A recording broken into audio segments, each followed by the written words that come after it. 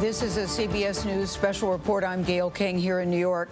Secret Service Director Kimberly Cheatle has just announced her resignation after the assassination attempt on former President Donald Trump and blistering criticism on Capitol Hill from lawmakers on both sides of the aisle.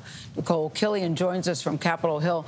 Nicole, after yesterday's grilling, and it was a grilling, this move seems inevitable. What can you tell us about her decision to step down now?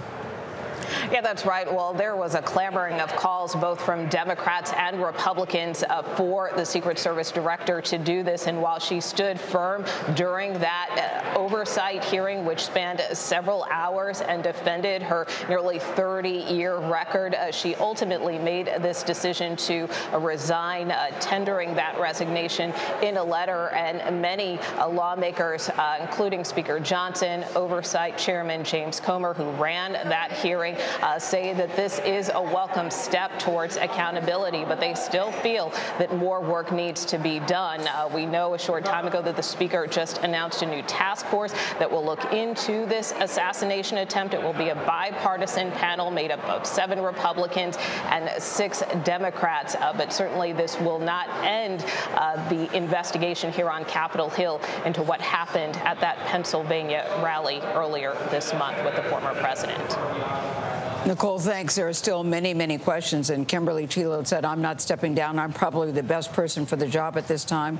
Clearly, that has not turned out to be the case. Let's bring in Scott McFarland, who was at the Trump rally in Pennsylvania where the former president was wounded. Scott, good morning to you. What can you tell us about the investigation?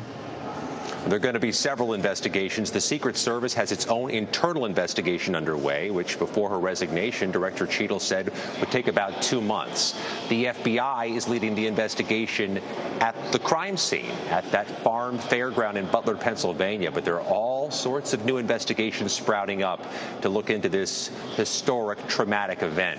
Inspectors general inside the federal government, those internal government watchdogs, have launched reviews.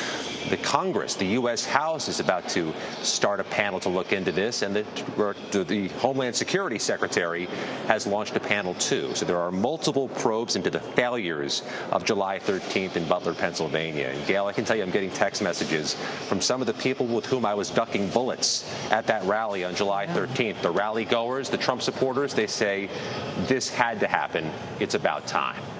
Yeah, Scott, I think the way you described it, historic and traumatic, are the words. I know you were there, and I saw you going for cover, too. Thank you so much. There are many questions remain and lots of answers to come.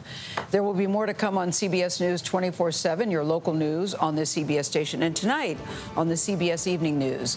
Many of you will now return to CBS Mornings. This has been a CBS News Special Report. I'm Gayle King here in New York.